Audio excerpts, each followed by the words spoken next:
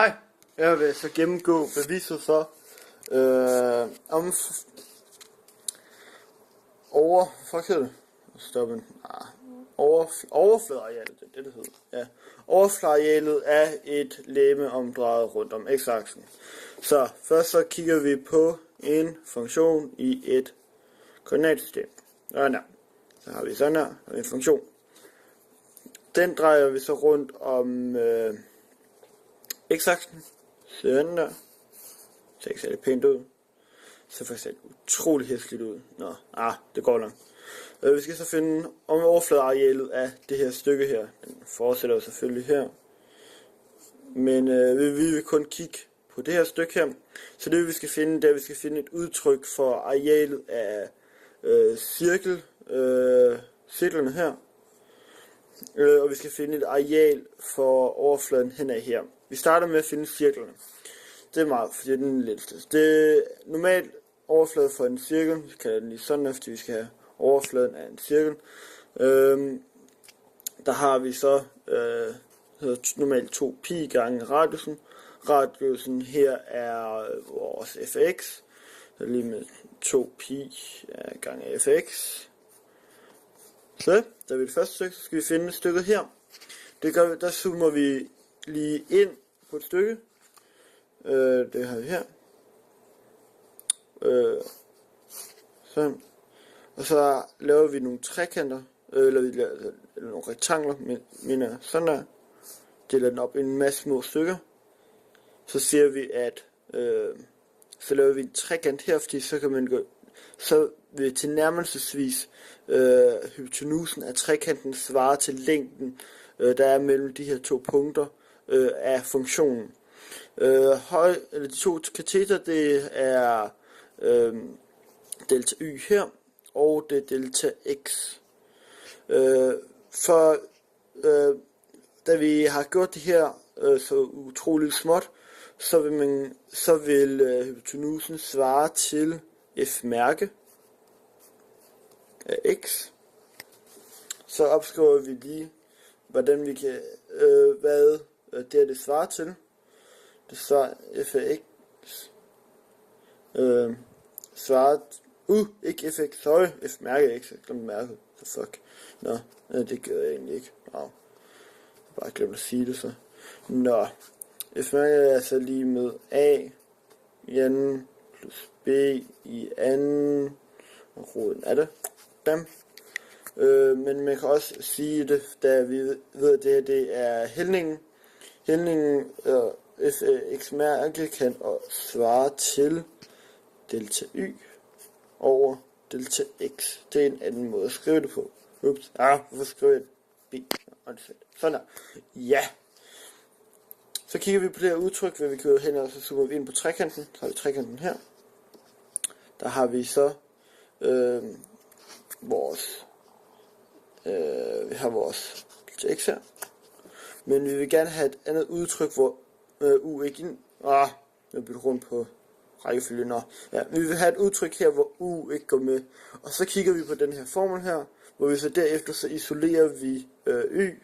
I formlen, det gør vi ved at gange med delta x på begge sider. Fordi så får vi delta y er lige med delta x gange med f mærke af x. Det bliver så, det skriver vi så ind her, delta x. Sådan er gange f mærke. Så har vi linken her. Hvis vi så siger, at delta x lige nu er 1, så får vi en trekant her, hvor har det 1, og det så er f mærke af x, der er 1 gange noget, altså giver noget. Så hvis jeg udtrykker for det, så går vi op og kigger på funktionen for hypotenusen nu.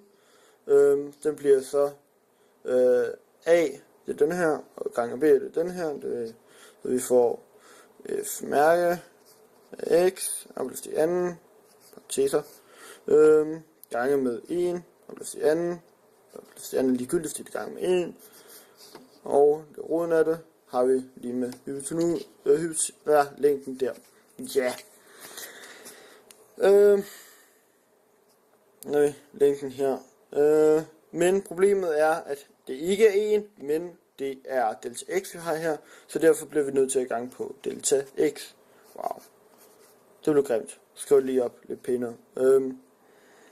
O, den O-længde, er lige med f-mærke gange, roden af f-mærke. Plus de anden. Gange med 1. Alle de gange med delta x. Okay.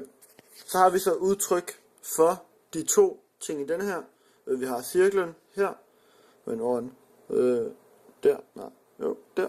Og vi har, for det her, der har vi her noget. Derefter så sætter vi dem så sammen. For at få et udtryk. Det bliver så et udtryk for overfladearealet af cirklen med til funktionen i delta t, eller vi siger delta x. Så det er ikke helt rigtigt nu. Så vi siger O til delta x, kalder vi den, er 2 pi gange med fx gange med roden af f mærke af x og løftet i anden parentes der gange 1 gange med delta x. Men vi skulle have hele det her stykke, så derfor laver vi så uendelig af de her ting, og det gør vi, eller uendelig mange af dem, hvor de alle sammen er uendelig små, altså ikke lige 0, men uendelig tæt på 0, og det gør vi ved at så sige O, så laver vi det her I, jeg aldrig kan huske, hvad er, som repræsenterer, at det er alle, eller der er uendelig af dem inden for det der stykke der, delta pi gange f roden af f mærke gange 1 gange delta x. Det her, det kan vi så lave om til, det kan vi kan så fjerne det her ved at integrere det her. Når vi så gør, og altså, i det er fordi den repræsenterer, at der er mange der er 2 pi, det er en konstant, så den kan vi så sætte uden for integralet. Sådan, for ellers vil de forsvinde, og det vil ikke så gang. Så ser vi integreret inden for området. Det er fordi, der er ikke noget x med, så det er ligegyldigt. Ja, de gør ikke rigtig nogen pointe herinde. Så vi ser b og a, hvor det her det er b, og det her det er over det a. Så hvis det er det stykke, vi skal have det indenfor. Og så siger vi så f af x, det er alle de ting, hvor vi har vores variabel inde i. F mærke af x, plus i anden, gange med 1, gange med delta x. Og dette er så funktionen for at finde overfladearealet på et stykke af en funktion omdrejet rundt om x-aksen. Så siger vi done deal. Det var lidt for lang tid, godt nok.